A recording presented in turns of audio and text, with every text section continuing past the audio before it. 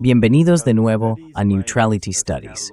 Mi nombre es Pascal Lotaz, soy profesor asociado en la Universidad de Kioto y hoy me acompaña de nuevo mi amigo Stanislav Krapivnik. Acabamos de presenciar la conferencia de seguridad de Múnich y Stas, tengo muchísimas ganas de hablar de ello contigo. Así que, bienvenido al programa. Sabes, a veces el guión se escribe solo, quiero decir, el guión de comedia negra. Múnich fue realmente, fue algo digno de ver. Y ya sabes, nuestro amigo Marco Rubio también fue todo un personaje. Creo que tenemos que empezar por esta parte absurda de su discurso en la que empieza a elogiar el colonialismo. Solo para que todo el mundo sepa de qué estamos hablando, quiero compartir esto. Así que intentemos escuchar el discurso un momento. Dura alrededor de 1 minuto y medio, quizá 2. Dame un segundo.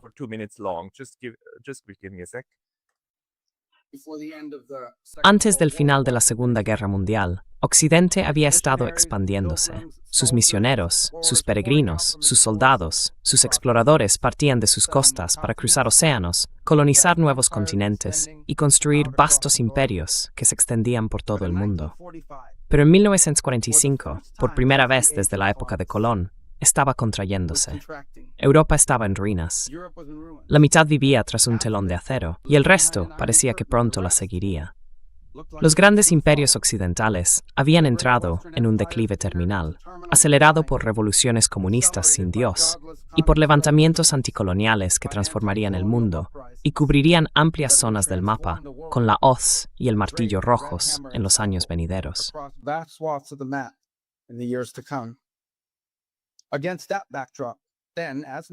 En ese contexto, entonces como ahora, muchos llegaron a creer que la era de dominio de Occidente había llegado a su fin y que nuestro futuro estaba destinado a ser un eco débil y apagado de nuestro pasado.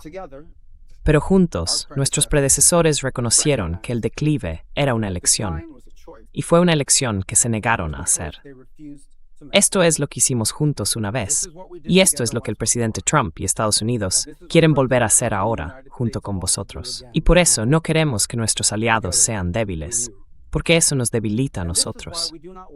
Queremos aliados que puedan defenderse, para que ningún adversario se sienta jamás tentado a poner a prueba nuestra fuerza colectiva.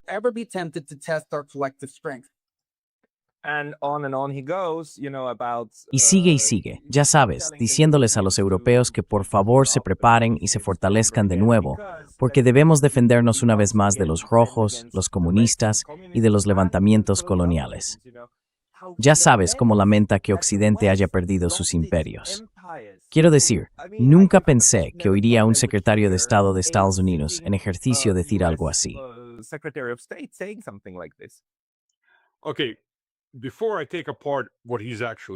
Vale, antes de desmontar lo que realmente dijo, porque hay tanto que no encaja, ¿de cuántas horas disponemos?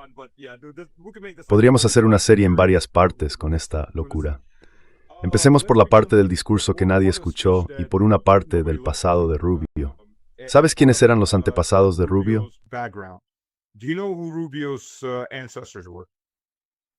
En el discurso dijo que eran españoles, pero todos sabemos que su familia era de Cuba, y como me explicaste antes, no precisamente de la parte gloriosa.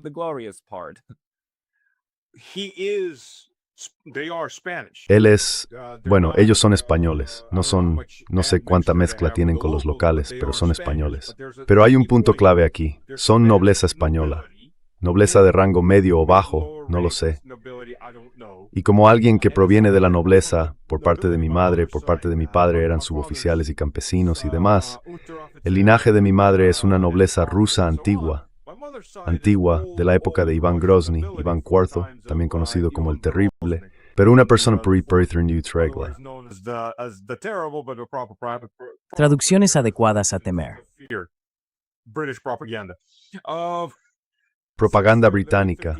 Desde, ya sabes, mediados del siglo XVI, en realidad antes, mi familia la familia de mi madre ha sido nobleza, y eso se transmite. Sabes quiénes fueron tus antepasados. Quizá perdimos mucho durante las redadas del NKVD y cosas así.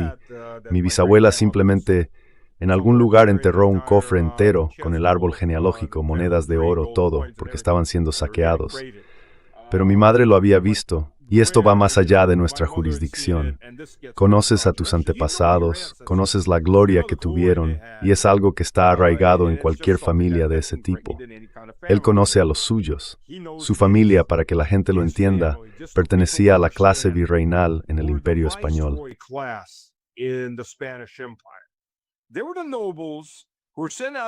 Eran los nobles que fueron enviados a ser los gobernadores imperiales sobre los campesinos sucios y miserables, los campesinos no españoles en alguna parte del imperio. Eran los tipos que vivían en la gran casa, maltrataban a los lugareños como querían, porque ellos tenían la última palabra. Eso es lo que él quiere. Esa es la historia de su familia. Te guste o no, así es. Ahora bien, si su padre era, ¿qué inclinaciones tenía su padre? No lo sé. Pero su familia huyó de Cuba 4 años antes de que llegara Castro. Y el propio Castro no era un socialista muy radical. Simplemente era el único lugar al que podía acudir en busca de ayuda cuando la CIA le dijo, te has deshecho de Batista, ahora eres nuestro. No, no lo soy. O sí lo eres, si quieres vivir. Bueno, veamos, ¿cuál es la otra alternativa? Ahí está la Unión Soviética. Vale, adiós. Ahora vamos al campo socialista duro desde el campo socialista medio o el campo socialista ligero. Veamos si se han pasado de la raya porque se acostumbraron a poseer a quien quiera que gobernara Cuba y a muchos de los países latinoamericanos. Poseerlos por completo sin importar cuáles fueran sus opiniones. Pero el hecho es que su familia huyó 4 años antes. Entonces, huían de Batista, quiero decir, eran refugiados. Así que obviamente huían de algo. Así que puede que también tenga problemas con su padre, ya que estamos. Pero quiere al virrey. Quiero decir, proviene de esa clase de virreyes. Ya sabes, la diferencia entre los imperios occidentales y el imperio ruso era muy, muy marcada.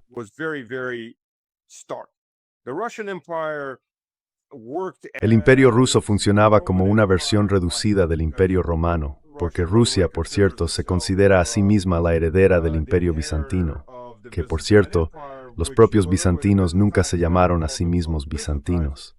Se llamaban romanos, eran los romanos de Oriente. Bizantino era un nombre que les daban otros, igual que a los húngaros se les llama húngaros. Así que cuando el imperio romano conquistaba territorios, se producían revueltas en esos territorios por parte de los locales. No para ser libres, sino para convertirse en ciudadanos romanos.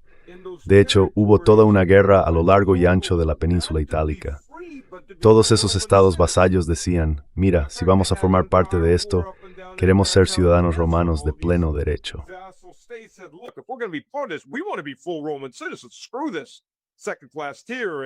Al diablo con esta tiranía de segunda clase. Así que se incorporaron y los extranjeros se convirtieron en tan romanos como los propios romanos. Quiero decir, uno de los emperadores, Adriano, era español, por el amor de Dios. Estamos viendo esto, bueno, de la misma manera en que se expandió el imperio ruso. Cualquier territorio que conquistaba, los habitantes locales no eran exterminados ni explotados. Se les elevaba al mismo nivel que el resto de la ciudadanía. Tenías los mismos derechos, estabas en el mismo nivel. La gente se mezclaba por matrimonio. El imperio ruso vertía recursos en esas zonas, no solo para extraer sus riquezas y marcharse, ni para deshacerse de los locales y construir lo mínimo indispensable, como ocurrió en muchos de esos imperios de Europa Occidental.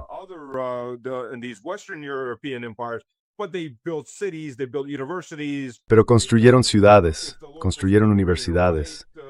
Pensaban que si los habitantes locales no sabían leer ni escribir, porque había todo tipo de pueblos diferentes, les enseñarían a leer y escribir. Incluso crearon una lengua escrita para su idioma, además del ruso, y los convirtieron a la ortodoxia, haciendo que la iglesia entrara, convirtiera a algunos locales, los enviara al seminario, y luego esas personas regresaran para convertir a sus propias comunidades. Es más fácil así, siempre lo es. Pero el punto es, volviendo a Rubio, que ahí hay una gran diferencia. La forma en que Rusia lo hizo, con 180 grupos étnicos fuera de los eslavos que conforman el otro 18% de la población, frente al imperio español, el imperio francés y otros, que simplemente explotaban a los locales.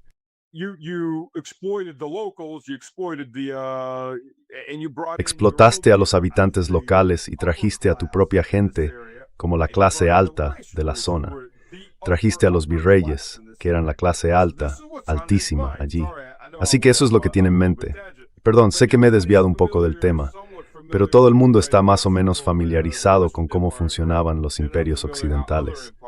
No están familiarizados con cómo funcionaban otros imperios. Es imperio, pero no es imperio. Así que eso forma parte de su trasfondo para pronunciar este discurso. Así que sí, el hombre básicamente dijo que 500 años de civilización occidental pueden reducirse a un solo logro, el imperio. No importa el arte, no importa la literatura, no importa nada. El imperio, colega. Eso es lo único que cuenta.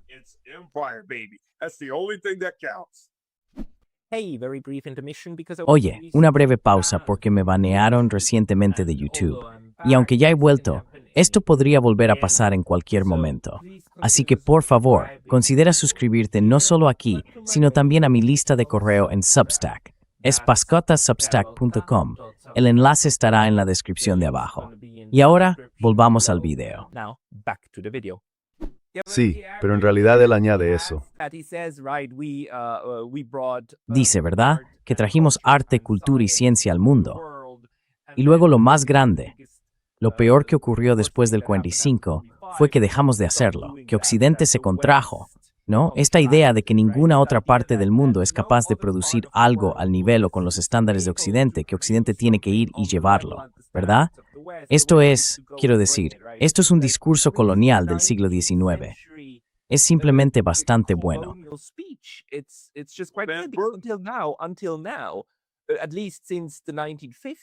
Hasta ahora, al menos desde los años 50 hasta 2025, incluso cuando Occidente hacía eso, al menos decía, oh no, lo hacemos por razones humanitarias, por los derechos humanos, lo hacemos por el bien del planeta, todos somos iguales, todos somos familia, ¿verdad?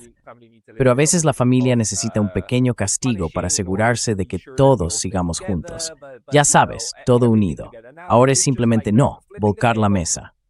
Volvemos a traeros lo que es bueno para nosotros y exigimos que nos deis lo que nos pertenece, con poder duro. Y por cierto, Europa, tienes que hacer tu parte por nosotros.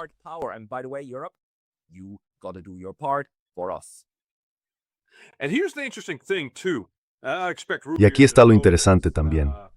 Espero que Rubio lo sepa. Lo interesante de Estados Unidos, de la fundación de Estados Unidos, es que en primer lugar fue una revuelta contra el imperio. Tomó una parte muy grande del imperio británico y dijo, adiós. No, este es el comienzo. No estoy hablando del momento en que Estados Unidos se convirtió en un imperio. Eso llegó un poco más tarde. Y en segundo lugar, si lees a los padres fundadores, si lees los papeles federalistas, si lees cualquiera de los dos documentos, verá que decían la anti-Europa.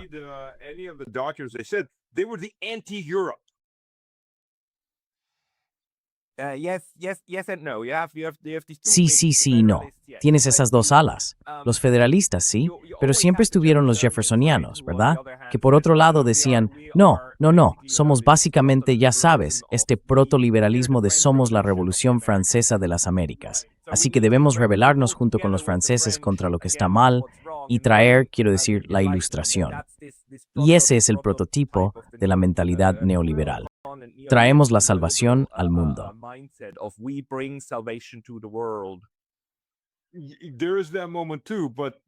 También está ese momento, claro, pero ellos estaban en contra de lo que era el establishment francés y en contra del poder francés que lo destruyó. Por cierto, la Revolución Francesa fue culpa de los estadounidenses. No porque los estadounidenses quisieran que los franceses fueran libres ni nada por el estilo, sino porque los estadounidenses traicionaron a los franceses. Esto no se enseña en las escuelas estadounidenses. Pero si uno investiga la Revolución Francesa, no por Thomas Jefferson, ¿verdad? Sí, Benjamin Franklin. Sí, Benjamin Franklin fue el embajador ante la corte francesa.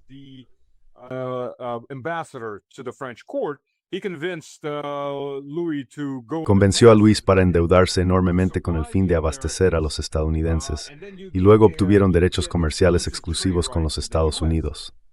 Para la segunda o tercera batalla, Washington había perdido todos sus cañones. El ejército continental, no voy a decir los Estados Unidos porque en ese momento no existían, se estaba quedando sin pólvora. El Congreso Continental incluso hablaba de producir arcos largos en masa. Simplemente se quedarían allí disparando flechas a los británicos. Al final de la Revolución Americana, toda la flota estadounidense, toda la pólvora, todos los cañones y la mitad de los soldados eran franceses con uniformes estadounidenses.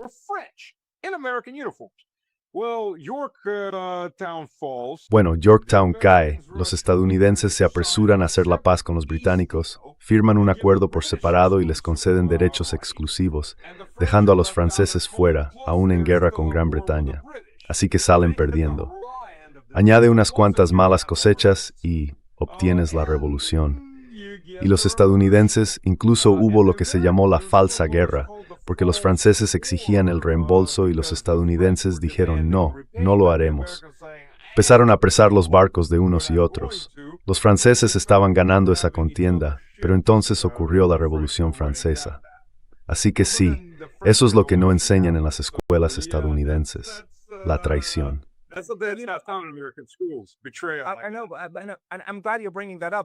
Lo sé, me alegra que saques ese tema. Pero ya sabes, toda la historia que estás describiendo, esto es bien conocido, también es una guerra intercolonial, ¿verdad? No fue la guerra, porque el otro lado del conflicto, la guerra contra la población indígena, era algo completamente distinto. Más adelante, Estados Unidos también ganó esa, de forma decisiva, básicamente exterminando a la población indígena y desmantelando todas las estructuras políticas que existían en el continente.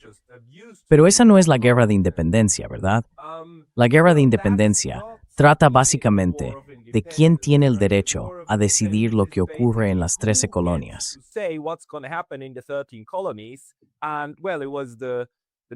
Y bueno, fueron los descendientes de los británicos, básicamente, quienes luego vencieron a esos tipos, forjaron cierta política exterior y lograron expandir enormemente su imperio, que en realidad empezó siendo relativamente pequeño, hasta llegar al Pacífico, hasta incorporar Hawái, en contra de la voluntad de Hawái, si es que Hawái estaba siquiera de acuerdo con eso.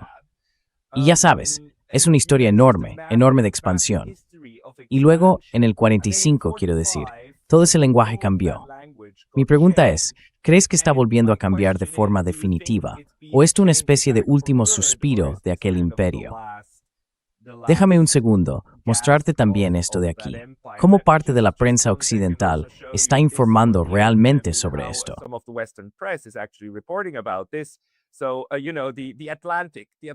Así que ya sabes, The Atlantic publica el titular, el impresionante discurso de Marco Rubio. El secretario de Estado no solo trató de tranquilizar, sino también de movilizar a Europa. Y la BBC dice que el discurso de Rubio indica que las relaciones entre Estados Unidos y Europa están magulladas, pero siguen siendo amistosas. Y hay que decir que, ya sabes, los europeos le dieron una ovación de pie, básicamente, porque gran parte de su discurso trataba de cómo quiere que Estados Unidos y Europa marchen al unísono. Pero bueno, Europa se encierra tras Estados Unidos, ¿no? Porque hay que hacer su parte. Y aplaudieron esto. Entonces, ¿hemos vuelto por pura estupidez al mundo del siglo XIX o es este el último suspiro del imperio?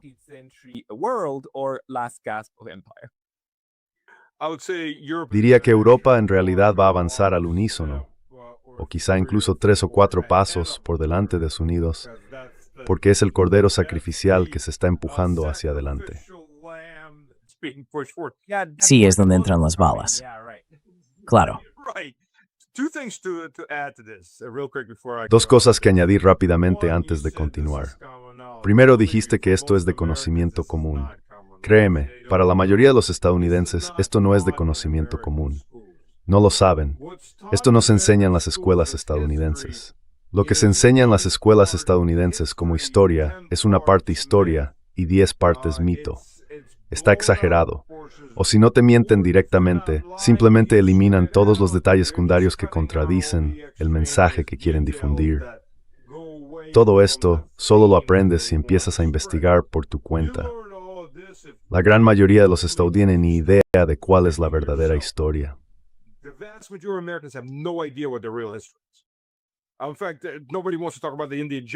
De hecho, nadie quiere hablar tampoco de los genocidios de los indígenas, porque eso simplemente no da buena imagen. O del hecho de que la esterilización forzada de mujeres indígenas solo se detuvo en 1979, cuando su representante fue a la ONU y lo expuso todo, 1979. Sabes, ni siquiera es el comienzo del siglo XX, es el maldito final del siglo XX. Así que ese es un punto. El segundo es que lo interesante es que no fue solo la Unión Soviética la que ayudó a descolonizar los imperios europeos. Estados Unidos fue extremadamente activo en la destrucción de los imperios europeos, especialmente el francés y el británico. Ellos mismos patrocinaron muchos de estos movimientos.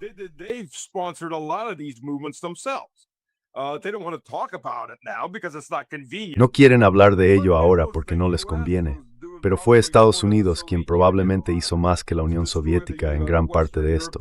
Intentar debilitar a los europeos occidentales tanto como fuera posible, para reducirlos a algo manejable. Manejable destruyendo sus economías, sus capacidades, limitándolos únicamente a Europa. La Operación Gladio estaba en pleno funcionamiento desde 1948, si no antes. Así que, para cualquiera que no sepa qué es la Operación Gladio, como dije, he escrito varios artículos sobre ello, son los ejércitos de permanencia de la CIA. Entrevisté a la coronel Towner, está retirada de la Fuerza Aérea y es una verdadera experta en el tema.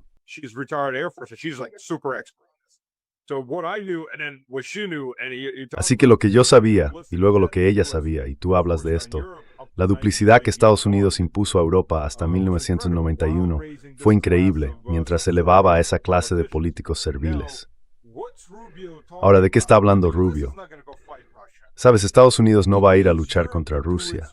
Necesita que Europa haga su parte. Es inteligente en el sentido de que está ganando puntos populistas para los partidos de derecha o de centro, y está pulsando esos botones populares. Vuestros países ahora están degradando esto y aquello, lo cual es cierto. Y la respuesta a eso es, preparaos para la guerra con Rusia, porque eso reconstruirá cuestiones hasta el nivel en que estaban antes. En sí no, los destruirá. La guerra siempre se esperaba destruir tú, ¿verdad? Después de que todo haya sido arrasado hasta los cimientos, lo fue. Lo fue. Y este es el siguiente punto, gracias por mencionarlo. La primera vez que leí un artículo de este tipo, bien, antes que nada, ¿sabes cómo llamaban los estadounidenses a la Segunda Guerra Mundial? La Gran Guerra. No. La Segunda Guerra Mundial fue la Gran Guerra. ¿Por qué? No porque fuera enorme, sino porque sacó a Estados Unidos de la Gran Depresión y se convirtió en la principal potencia económica del mundo.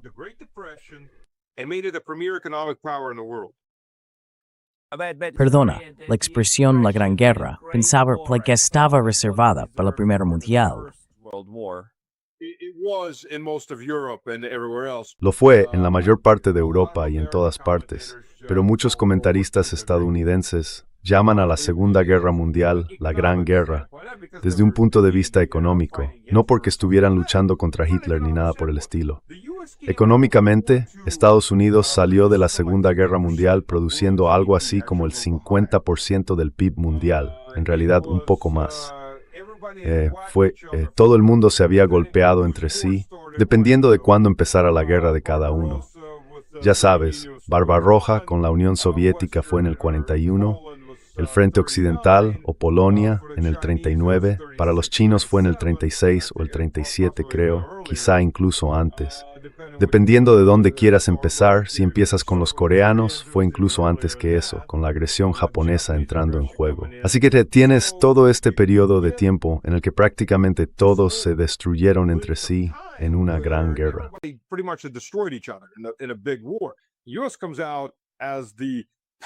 Estados Unidos se presenta como el poder de la democracia, el poder de su propia economía. Ahí es donde realmente nació el sueño americano moderno. Fue una realidad durante los años 50 y 60. Y eso empezó a decaer porque los demás estaban reconstruyendo y alcanzando o incluso superando, como en el caso de China en la década de 2010. Así que a partir de ahí, el primer artículo que leí fue en Forbes en 1999. Trataba sobre este tema de necesitamos otra gran guerra europea, porque Estados Unidos podría cancelar su deuda, convertirse en acreedor y reconstruir Europa de nuevo. Así que necesitamos otra gran guerra en Europa. 1999. Si esto llega a Forbes, uno se imagina que ya llevaban un poco hablando de ello para entonces.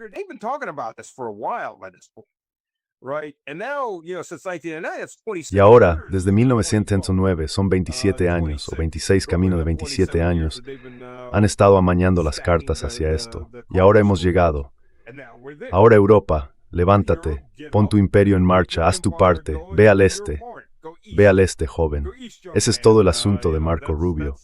Pero él pulsó los botones adecuados para que la gente que de otro modo diría, oh, quiere que volvamos a sentirnos orgullosos, quiere que volvamos a ser fuertes, se entusiasmara, quiere que volváis a morir de nuevo en masa hacia el este. Esa parte está escrita entre líneas. Pero le dieron una ovación en pie. E incluso las personas que destruyeron sus propios países mediante el liberalismo woke extremo, le dieron una ovación en pie. Las personas, por cierto, que destruyeron sus países mediante la migración masiva, destruyendo su infraestructura energética, y así sucesivamente, le dieron una ovación en pie. Así que no sé qué decir, son unos idiotas.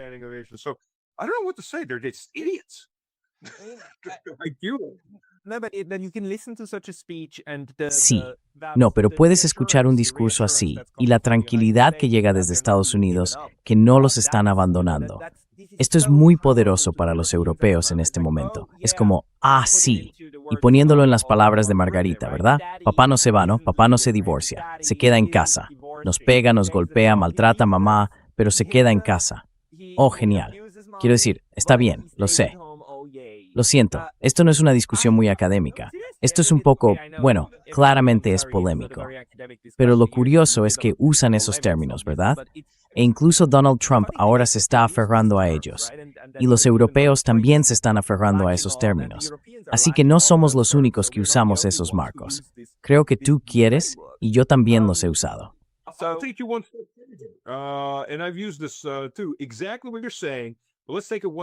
Exactamente lo que estás diciendo. Pero llevémoslo un paso más allá. Cuando Estados Unidos se va, es como ese padre, el padre abusivo, como dijo Farley, que dice, me salgo de este matrimonio. Y la esposa maltratada, que está acostumbrada a ser maltratada, está tan desesperada que no quiere que él se vaya. Ella dice, bueno, si te vas, voy a lanzarme contra nuestro vecino, que me va a disparar porque voy a atacarle. Y entonces tendrás que venir a salvarme, o al menos sostener mi cuerpo moribundo. Será tu culpa, y estará en tu conciencia, América, cuando Europa muera frente a Rusia. Así que tienes que venir, luchar conmigo, y todos iremos a pelear contra el vecino juntos. Creo que esta gente está realmente así de loca.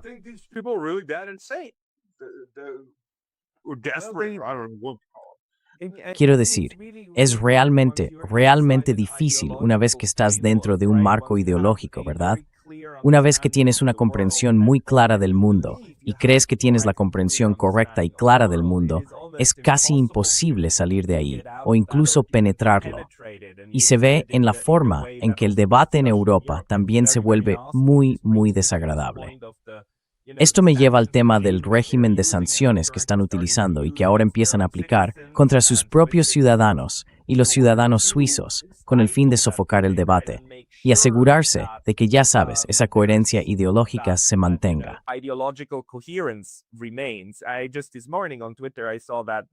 Esta misma mañana en Twitter vi que ayer, o quizá anteayer, sí, probablemente ayer, el portavoz del Ministerio de Asuntos Exteriores alemán le dijo a uno de los periodistas allí, «Sabes, está bien que habléis de las sanciones, porque todo el que intente abusar de la libertad de expresión y de prensa debe saber lo que le espera».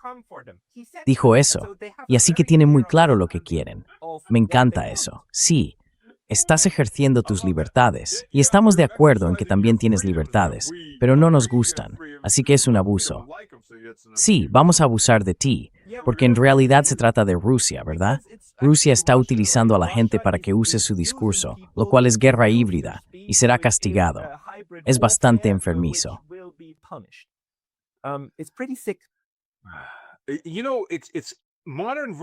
Sabes, es una versión moderna de la excomunión. Pero la diferencia con la excomunión en la Edad Media era que te excomulgaban de esta aldea. Si te ibas mañana, todos estábamos contentos. Simplemente vete. Aquí te excomulgamos de la sociedad y tampoco te vamos a dejar marcharte. Vas a tener que quedarte ahí y morirte de hambre como el epítome de lo que ocurre si no piensas de la manera correcta, aunque se supone que puedes pensar como quieras.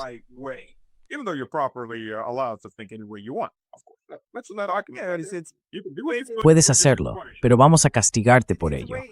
Es una forma de ejercer el poder tanto hacia afuera como hacia adentro, ¿verdad? Sí. Lo que me hace pensar en esto ahora es que tenemos la prueba contundente de que estas personas piensan en términos de un imperio colonial. Probablemente eso siempre ha estado ahí, pero no lo decían. Ahora tenemos pruebas de que eso está en su mente. Entonces, ¿cuáles son los instrumentos de un imperio colonial que quieren utilizar? Creo que las sanciones son uno. La otra cosa es, por supuesto, el uso del poder estructural. Y aquí voy a poner otro ejemplo y luego escuchar tu interpretación. Estados Unidos, hace unos 7 u 8 días, presentó algo llamado la Ley de Protección de Taiwán. Aún no es una legislación.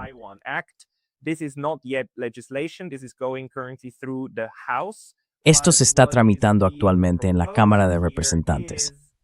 Lo que se propone es que el proyecto de ley exigiría a ciertas entidades federales intentar excluir a China de 6 organizaciones financieras internacionales si el presidente informa al Congreso de que las acciones chinas amenazan a Taiwán y suponen un peligro para los intereses de Estados Unidos. Los intereses, no el país en sí, sino sus intereses. Luego enumeran los 6 grupos internacionales, el Grupo de los 20, el Banco de Pagos Internacionales, el Consejo de Estabilidad Financiera, el Comité de Basilea sobre Supervisión Bancaria. Podríamos hacer un episodio aparte sobre lo absurdo que es eso, porque estos 6 en realidad no están bajo el control central de Estados Unidos, y así sucesivamente.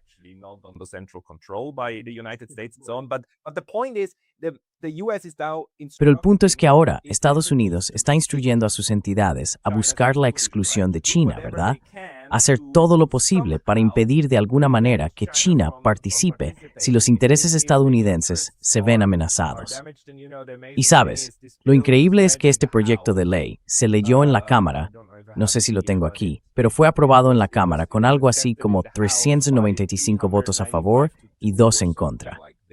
Es realmente una locura. Quiero decir, todo el mundo está de acuerdo con ello en la Cámara.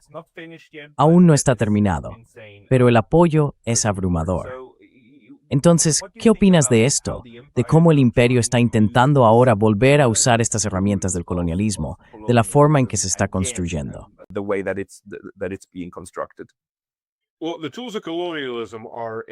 Bueno, las herramientas del colonialismo son, en primer lugar, las sanciones y la corrupción. Les encanta la corrupción, les encanta la dictadura, les encantan los dictadores, no los monarcas ni las repúblicas. Esos tienden a mirar sus bienes y decir, ese es nuestro interés nacional. Los dictadores tienden a pensar, todo el mundo me odia aquí porque estoy robando todo para vosotros, en parte para mí. Por favor, no os vayáis. Os daré cualquier cosa con tal de que no os vayáis, porque si os vais, estoy acabado. Ese es el sentido de los dictadores. Puedes elevarlos desde el pueblo llano, de donde proviene la mayoría de los dictadores, sentarlos en el trono y luego decir, ahí lo tienes. Y ya tienes tu marioneta, porque eso es en lo que se convierten la mayoría de los dictadores.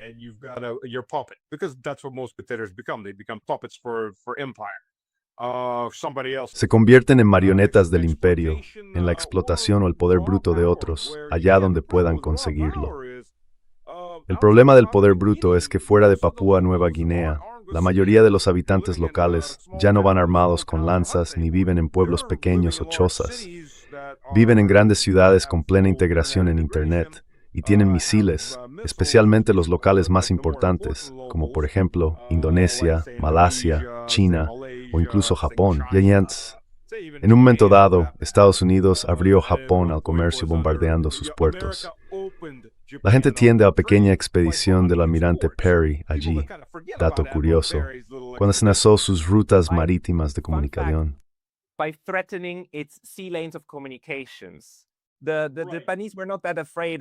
Los japoneses no estaban tan preocupados por la amenaza a las ciudades. Era un problema, claro, pero los estadounidenses dejaron claro que cerrarían todas sus rutas marítimas internas, las rutas de comunicación marítima. Y en un país donde se habían prohibido las ruedas para transportar mercancías, había que mover los alimentos por mar. Así que en realidad fue bastante grave. Amenazaron con un bloqueo marítimo, interno, y funcionó.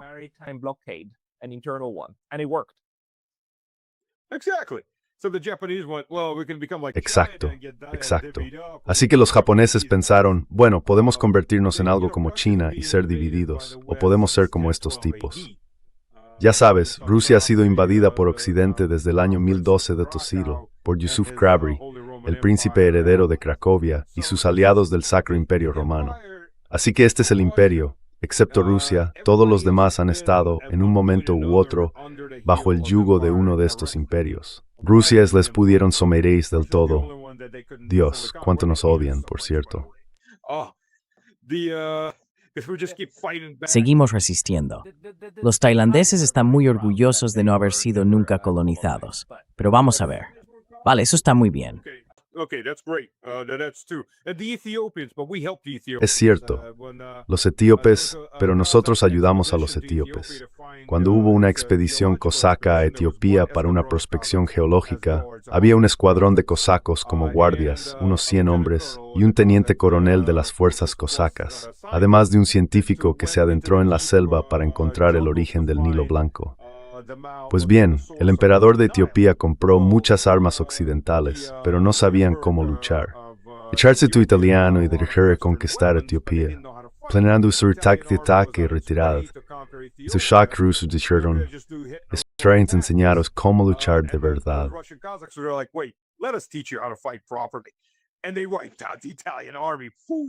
Y aniquilaron completamente al ejército italiano. Quiero decir, eso fue simplemente cuando Mussolini tomó Etiopía más tarde, mucho más tarde. Obviamente, lo hizo con armas químicas. Simplemente gaseó a la mano de obra etíope. No podían enfrentarse a él sobre el terreno. Así que hay unos pocos... Vale, si Rusia no es la única, tienes toda la razón. Está Tailandia, está Etiopía, está Rusia y un par de países más. Pero estos son un número muy pequeño de... Bueno, Ditory Chicken Trigger fuera de Rusia. Todos los demás sintieron el dominio y autor del imperio. E incluso si no estabas gobernado por un imperio, aún sentías sus efectos, porque intentó conquistarte en algún momento u otro. Así que Marco Rubio acaba de decirle a todo el sur global que en realidad no es tan sur, sino el resto de la humanidad, más del 70% de la humanidad. Vamos a por vosotros, cariño. Queremos teneros de nuevo bajo nuestro talón y vamos a pisotearos. ¿Y qué hacen los europeos? El mensaje para todos los demás es, van con vosotros. Estupendo. Esos bastardos van a volver. No queremos que esos bastardos vuelvan. Así que eso pone a todo el mundo en alerta, al menos hasta cierto punto, de que estos tipos vienen a por nosotros. Y lo que siempre ocurre en la política global es que si aparece uno que dice, usemos la fuerza, vamos a golpear a todos, entonces los demás empiezan a aliarse entre sí para contrarrestarlo.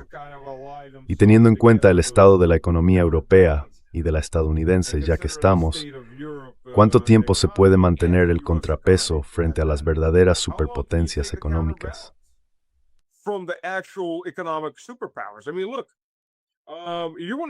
Quiero decir, mira, si quieres unir a la India y a China en un tema mejor que cualquier otro, el colonialismo, amigo. Ambos saben lo que es el colonialismo británico. Ambos sufrieron las guerras del opio, el dominio directo de las compañías de las Indias Orientales. Ya sabes, esa es una base común. Con eso prácticamente puedes unificar a la mayor parte del resto del mundo. Y ellos simplemente dijeron, sí, vamos a devolverte los viejos tiempos. Y te los vamos a devolver mediante nuestra corrupción forzada y sanciones. Son idiotas a su manera. Al menos, ya sabes, hay cosas que se dicen a puerta cerrada y que no se dicen en público así.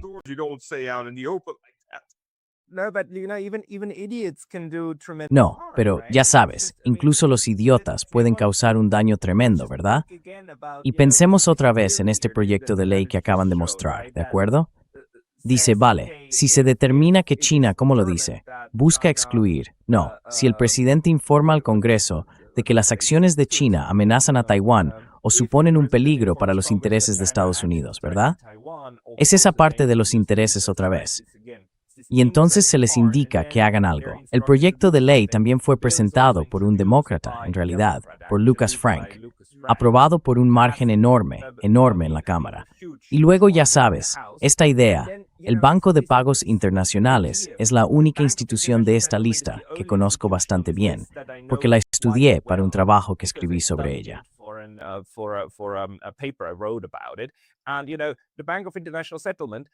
Y ya sabes, el Banco de Pagos Internacionales. Estados Unidos es miembro de él, pero no forma parte del poder ejecutivo estadounidense. No es la Casa Blanca, no es el poder legislativo, es la Reserva Federal. La Reserva Federal forma parte de él. El presidente de la Reserva Federal se sienta en el Consejo del Banco de Pagos Internacionales. Y la propia Reserva Federal, dentro de la Constitución de los Estados Unidos, está bastante protegida de la influencia de los otros poderes. El Banco de Pagos Internacionales tiene su sede en Suiza, pero el territorio en el que se encuentra es extraterritorial. En realidad, no forma parte de Suiza.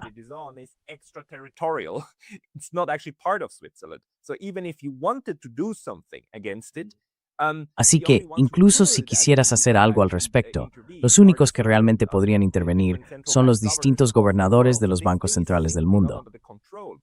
Así que esto simplemente no está bajo control. Pero ahora tenemos un proyecto de ley en la Cámara que, si el presidente lo activa, significaría que Estados Unidos debe intentar de algún modo excluir a China. Es como si estuvieras empezando a intentar ejercer fuerza sobre un organismo sobre el que, desde ningún punto de vista legal ni práctico, tienes poder absoluto. Pero ahora creas esta herramienta que dice que debes intentarlo con todo lo que tengas, lo que probablemente implique alguna forma de coerción muy, muy ilícita. ¿Cómo ves eso?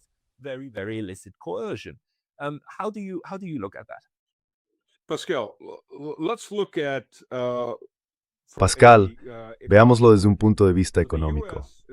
Estados Unidos, básicamente junto con sus aliados de Europa Occidental, está declarando una especie de pseudo-guerra contra el mundo. En términos de paridad de poder adquisitivo, la mayor economía del mundo en 2025 es China, con 39,5 billones de dólares. Estados Unidos está en 30 billones, así que China ya es casi un 25% más grande que Estados Unidos. Estados Unidos ocupa el segundo lugar. En tercer lugar está India, con 17 billones. En cuarto lugar está Rusia, con 7 billones y en crecimiento. Todos están creciendo excepto Estados Unidos, que tiene una gran burbuja. En quinto lugar está Japón, con 6,8 billones y a la deriva. En sexto lugar está Alemania, con 6 billones y en colapso. Y después de eso, en séptimo lugar está Indonesia.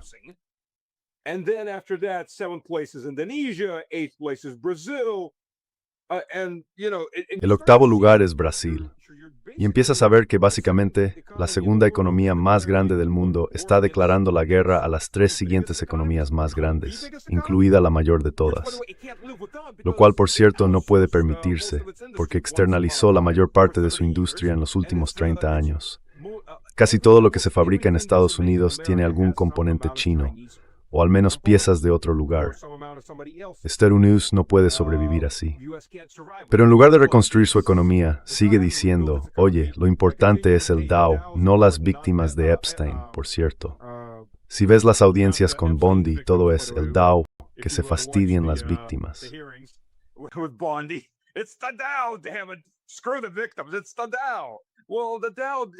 Es el Dow. Bueno, el Dow no es Wall Street. El Dow son los mercados financieros. Quiero decir, es Wall Street, es el mercado financiero. No es la calle principal, y no es la industria que tiene que sostener un imperio. Por el amor de Dios, si quieres construir un imperio, los británicos pudieron hacerlo porque tenían una enorme base industrial. Eran la principal potencia industrial del mundo en ese momento. Es mucho más fácil hacer eso que decir, oye, queremos conquistarte, pero antes puedes vendernos algunas cosas para que podamos hacerlo. ¿Puedes vendernos algunos imanes de tierras raras para que podamos bombardearte? En serio, casi se nos han acabado. Por favor, señor. Was it Marx? No, no. Was it Lenin? Fue Lenin Marx. who said No, that no. capitalism Fue Lenin. will sell us Lenin, the road el que dijo que los to the capitalistas nos venderán la cuerda con la que los colgaremos. Creo que tenemos que... Fue Marx o Lenin, pero uno de los dos. Vale, Lenin. Pero ahora tenemos que cambiar eso. Quiero decir, en el siglo XXI tenemos que darle la vuelta y decir que ellos nos comprarán la cuerda con la que se colgarán a sí mismos. Es increíble.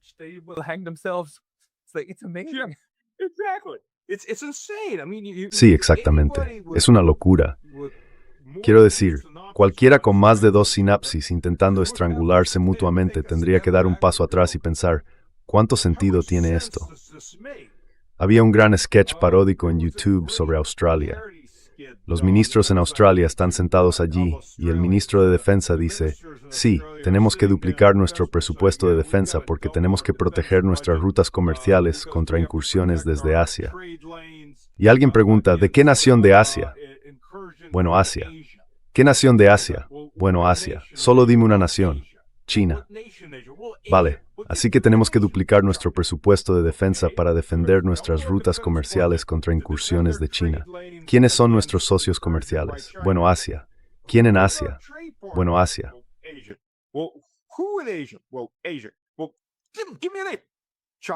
Bueno, dame una A, China. Así que China es nuestro principal socio comercial, pero tenemos que duplicar nuestro presupuesto de defensa contra China porque China podría hacer incursiones en las rutas comerciales con China. Y esta es la misma lógica. Es una locura. Cualquiera, salvo que esté ganando dinero con esto, que por supuesto sabemos que es así, cualquiera con un poco de sentido común diría, ¿por qué estamos haciendo esto otra vez? Ah, para que podáis recibir comisiones del complejo militar industrial.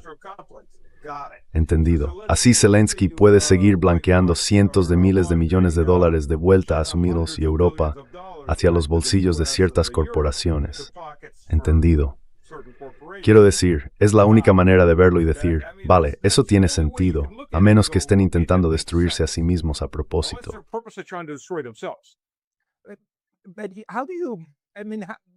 Pero, ¿cómo? Quiero decir, la gente, obviamente, creo que el señor Lavrov debió de estar escuchando ese discurso, ¿no? Quiero decir, es un discurso demasiado importante como para no escucharlo, incluso si no te invitaron. Los chinos estaban sentados en la sala. Creo que Wang Yi habló justo después de Rubio. Pero, ¿qué crees que están pensando al respecto? Ya sabes, cuando de repente la mayor potencia militar del mundo utiliza estos términos y marcos para reunir apoyo, ¿cómo crees que lo están interpretando y cómo crees que influirá en su toma de decisiones?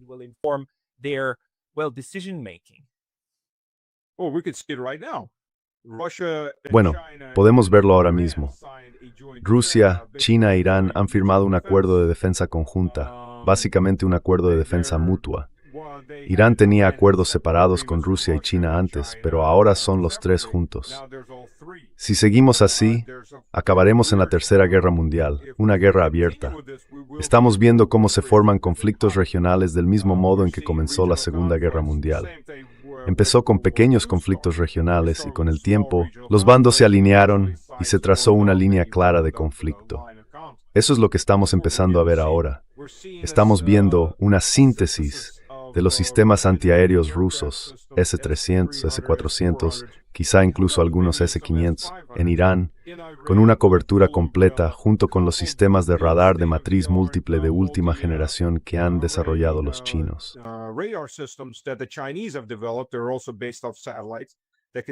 También se basan en satélites capaces de detectar cualquier avión furtivo que se acerque desde más de 500 kilómetros de distancia de una zona de contacto, y están siendo integrados. En cualquier mente racional, esto sería una pesadilla en el peor de los casos para Washington. Ya sabes, el mejor escenario para Washington, lo que hicieron Nixon y Kissinger, fue una genialidad. Quiero decir, seamos honestos, tenían sus motivos, pero lo hicieron de una manera brillante. Separaron a la Unión Soviética de la China comunista y las convirtieron en rivales. Crearon este triángulo. China era el lado más débil del triángulo en ese momento, pero lo crearon y así se podía empezar a equilibrar a las otras dos entre sí, mientras ellas te equilibraban a ti y a alguien más. Por cierto, eso funcionó bastante bien para Estados Unidos.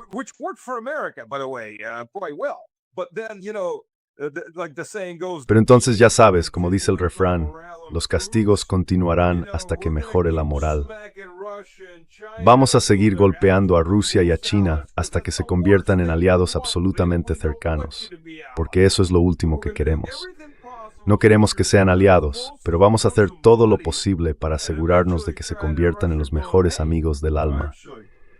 Y al final China y Rusia dirán, oye, en realidad sí, hemos sido amigos intermitentes durante los últimos 400 años. Y oye, esto nos está saliendo bastante bien. ¿Por qué estábamos peleando otra vez? Ah, porque un inglés pasó la noche en nuestra casa. Ya sabes, así es como va la cosa. Así que, una vez que se forman las alianzas, es mucho más difícil romperlas. Lo mejor es no permitir que se formen, especialmente cuando además están respaldadas por alianzas económicas. Alianzas económicas, ¿de verdad?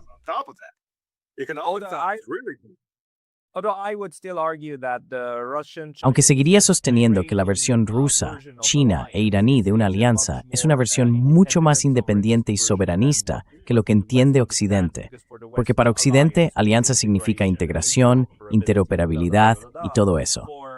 Para los rusos y los chinos, diría que significa, ya sabes, caminar en una dirección similar, pero manteniendo una dosis saludable de soberanía en el proceso.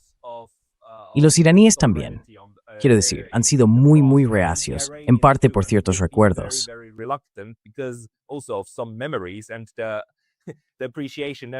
Y el reconocimiento, quiero decir, lo autóctono, no podemos sustituir las capacidades autóctonas por ayuda extranjera, ni siquiera de quienes realmente quieren ayudarnos, porque eso es lo que están haciendo los europeos. Los suizos compran F-35 a Estados Unidos. Y ya sabes, todo el mundo en Europa lo hace, ¿verdad? Y con ello, de inmediato, básicamente entregas las llaves de la defensa nacional.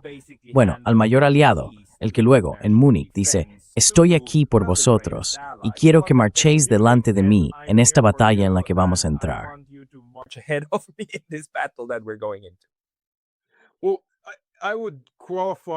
Bueno, yo matizaría lo que estás diciendo sobre Rusia, China, Irán, Corea del Norte, y bueno, quizá no Bielorrusia.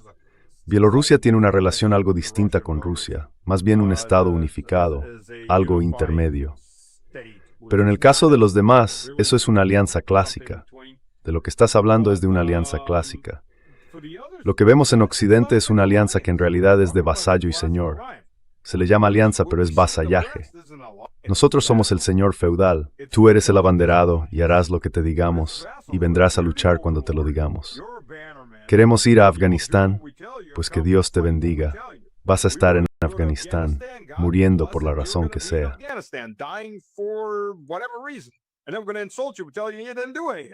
Y luego vamos a insultarte y a decirte que no hiciste nada. Y ellos van a decir, oh, pero morimos por vosotros. Sí, pero moristeis ¿por qué? No moristeis por vuestros propios intereses. Moristeis por los intereses de otra persona. Vais a estar en Irak porque nosotros dijimos que vais a estar en Irak. Eso es vasallaje. Sois el abanderado. ¿Vais a levantaros o vamos a derribaros y a sustituir a vuestro señor por el señor de otra casa? Quiero decir, esto es feudalismo a su manera, salvo que es feudalismo de Estados-nación. Es increíble de ver.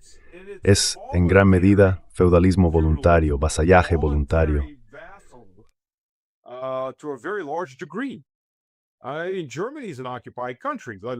Quiero decir, Alemania es un país ocupado. Hablemos de la realidad, todavía lo es. Italia también lo fue hace mucho tiempo. Ya sabes, se pueden tener bases extranjeras en tu país sin estar ocupado, pero ellos lo están. Quiero decir, sus gobiernos están ocupados, su política está ocupada. Y ahora lo peor de todo, ya no hace falta la Operación Gladio ni los ejércitos de resistencia, porque están ocupados por sociópatas absolutamente leales al amo. Y muchos de ellos, ¿a dónde van cuando dejan el poder? Se van a tener una nueva carrera en algún lugar de Estados Unidos. Ya sabes, ese es el estándar. O en el peor de los casos, ¿no era Sikorski el ministro de Asuntos Exteriores de Polonia? Sikorski. Ya sabes, señor Applebaum, Sí, el marido de la oficial del ejército de Estados Unidos, tíos. Así que el hijo del ministro de Asuntos Exteriores de Polonia está sirviendo en el ejército de Estados Unidos. ¿Hay un conflicto de intereses? Yo diría que sí. Esto es la élite. Es un sistema pseudo-feudal con el que están bastante contentos. Let's stay realistic, come on. Seamos realistas. Vamos. El hijo del vicepresidente y luego presidente de los Estados Unidos sentado en el Consejo de Administración de la mayor compañía petrolera de Ucrania. Quiero decir, es normal. No es feudalismo, no es soborno, no es corrupción. Es el negocio normal. Así es como se hacen las cosas en el imperio, por el bien del imperio. Lo curioso es que ahora lo tenemos a la vista. Dicen, no, eso es lo que queremos, y aplauden por ello. Así que cada vez se hace más evidente, diría yo, salvo para los que están haciendo los aplausos. Obvious, I would say, except for the people who are doing the clapping. The one thing you can thank Trump. Lo único por lo que se puede dar las gracias a Trump, a su manera tosca, es que quitó las máscaras. Sí, en ambos bandos. Ya sabes, esto es lo que hay. Y te garantizo que llevan años, una década, hablando de esto. Solo que lo hacían a puerta cerrada. Sí, esto es lo que el presidente debería saber. Y que Dios nos libre de que esos bárbaros extranjeros se enteren. Oh Dios, este es nuestro jardín, al fin y al cabo. Pero antes no decían cosas así. Ahora están a la vista de todos. Incluso Borrell, gente como él, está soltando en público lo que antes no se decía.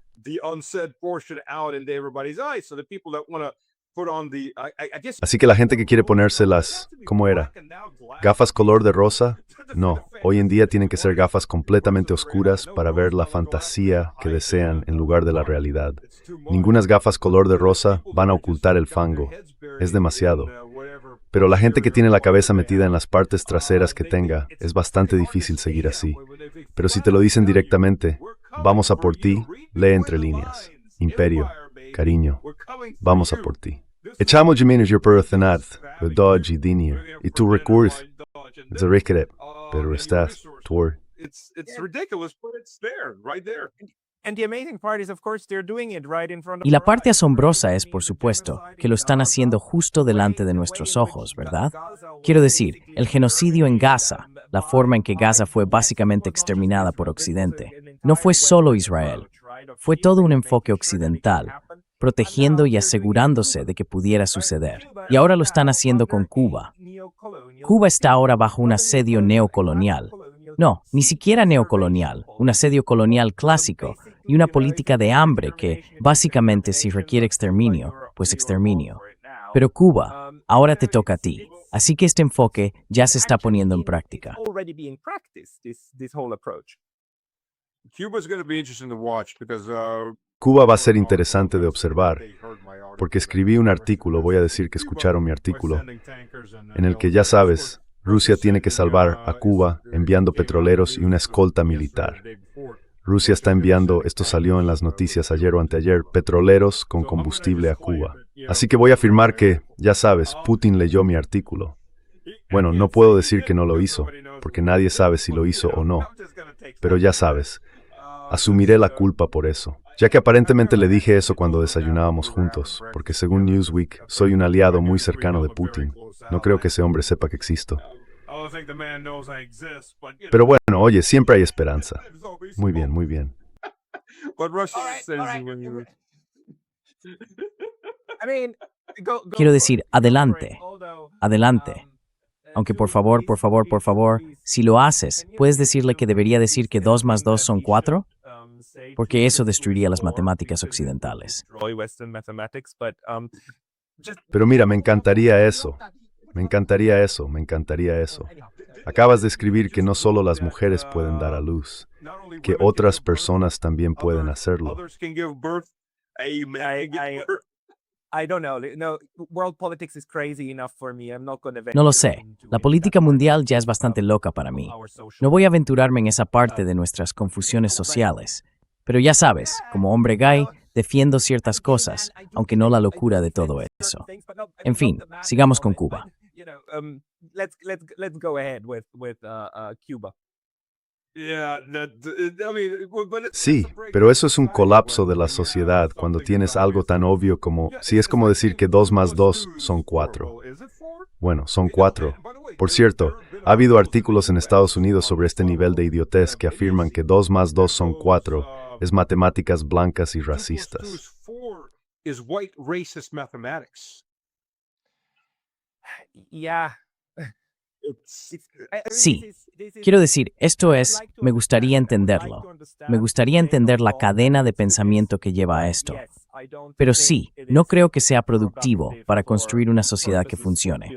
Pero dejémoslo a un lado, dejémoslo ahí, y hablaremos de ello en otro momento. Volvamos a Cuba, porque creo que el argumento no ha terminado. ¿Cómo crees que se desarrollará esto? Porque nos detuvimos contigo, con Putin leyendo tu argumento. We stopped with you with Putin reading your argument. Yeah. Well, Russia says, Sí. Bueno, Rusia dice, ya sabes que la prueba está en los hechos cuando veamos esos petroleros en movimiento. El gobierno ruso dijo que va a enviar 2, quizá varios, petroleros para salvar a Cuba. Así que ya veremos. ¿Podría Estados Unidos incautar petroleros rusos? No a los rusos, sino los propios barcos. Ya sabes, algo que es, entre comillas, cuestionable. ¿Quién es el propietario? ¿Bajo qué bandera navega? Si ha cambiado de bandera 20 veces. Pero si se trata de petroleros realmente propiedad de Rusia, eso sería un acto de guerra. Si hay militares rusos en esos barcos, si van escoltados por la Marina rusa, eso sería un acto de guerra. No creo que Trump vaya a hacer eso. Simplemente se echará atrás. Pero lo que vayamos a ver en Irán, no lo sé. Ya sabes, eso va a ser la prueba de cuánto valor tiene realmente el imperio. Porque como habrás notado, los iraníes en sus negociaciones no están retrocediendo. Están dispuestos a restablecer, entre comillas, la moratoria con inspecciones sobre el uranio de grado nuclear. Pero de todos modos no están construyendo una bomba nuclear. Así que eso no es exactamente lo que quieren. Sí, exactamente. Sabes, lo más inteligente sería que Trump enviara una fragata al estrecho de Hormuz y dijera, ¿veis? Está abierto, nos temen, vámonos a casa. Eso sería lo más inteligente que podría hacer. Probablemente no va a pasar, por desgracia, porque Trump definitivamente no lee lo que escribo. De eso estoy 100% seguro. Sabes, si mañana empieza la lucha, Europa se acaba porque el estrecho de Hormuz se cierra.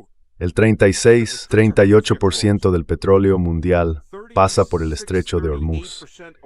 Estados Unidos tiene suficiente petróleo para sí mismo, más o menos, no necesariamente de todos los tipos que necesita, pero con Venezuela aún podría sacar algo si llegara a estar lo bastante desesperado. Los precios subirán a menos que el gobierno intervenga e imponga algún tipo de tope de precios o nacionalice el petróleo, lo cual yo vería más como un tope de precios que como una nacionalización. Pero el problema es que, cuando se corta el 38% del petróleo mundial del mercado, literalmente no hay suficiente petróleo para el mundo.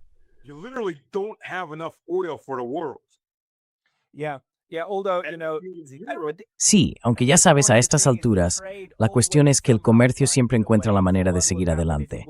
Así que lo que pasaría es que tomaría rutas diferentes. Se volvería mucho más caro. Y de nuevo perjudicaría a las economías más vulnerables de África, Asia, América Latina y también de Europa. Pero quiero decir, harían algo, aunque dañaría a mucha gente. Oh, sí.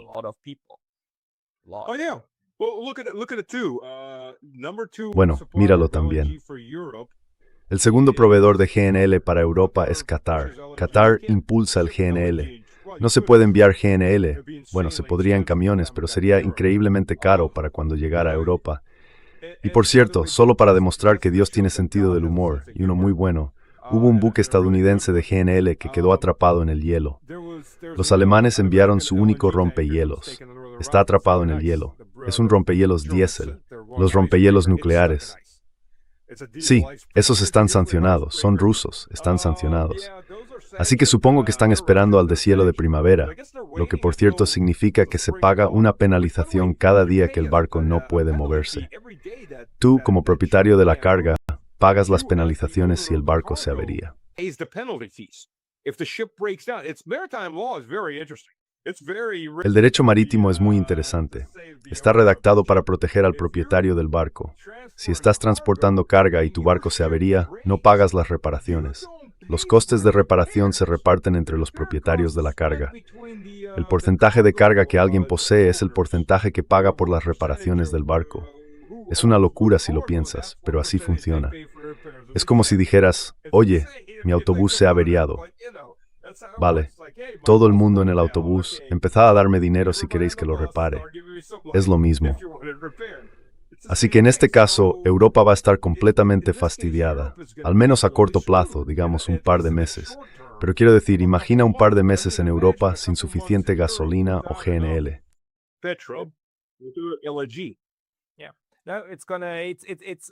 Sí, no, va a tener un enorme impacto otra vez. Así que realmente espero que no ocurra, sobre todo por los iraníes, que serían, seamos sinceros, los que sufrirían. Sería otra guerra que apunta a los civiles tanto como sea posible, y nos la venderían como algo bueno. Bueno, quizá ni siquiera como bueno, sino como una intervención humanitaria, porque ya no tienen que justificarla, ¿verdad? Pueden simplemente decir que es por nuestro interés. Pero Stas, ha sido una charla muy buena. Muchas gracias por tus ideas. Quienes quieran encontrarte deberían ir a Slavic Man en Twitter. El señor Slavic Man.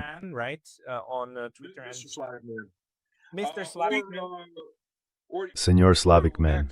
O si vas a X es Stanislav Krapivnik, puedes poner el nombre antiguo pero es demasiado largo, así que Stanislav Krapivnik, Stanislav en X. También tiene mis enlaces allí para todo lo demás. O sí, Admisa Slavic Man con Slavic escrito con K para YouTube. De acuerdo, estupendo. Pondré los enlaces en el cuadro de descripción de abajo. Stanislav Krapivnik, muchas gracias por tu tiempo hoy. Gracias, siempre es un placer.